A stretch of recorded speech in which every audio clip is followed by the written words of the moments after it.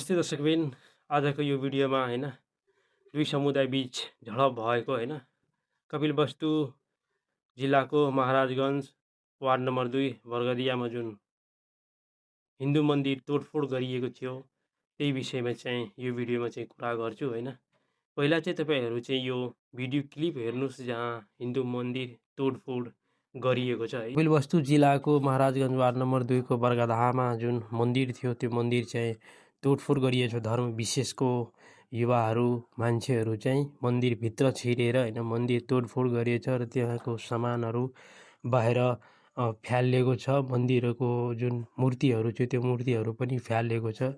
यो देखेर त्यहाँको स्थानीय युवाहरू एकदमै आक्रोशित छ कि मन्दिर यस्तो तोडफोड गर्ने कहाँसम्म जायज हो भनेर मन्दिर तोडफोड गरेपछि त्यो मन्दिरमाथि ढुङ्गा प्रहार पनि गरिएको छ। त्यहाँको स्थानीयहरू माथिहरू पनि ढुङ्गा प्रहार र मन्दिरहरूमाथि ढुङ्गा प्रहार गरिएको त्यो पनि हामीलाई जानकारी आएको छ र तपाईहरुले त्यो क्लिप पनि देखाउन चाहन्छु। तपाई यो क्लिप पनि हेर्नुहोला।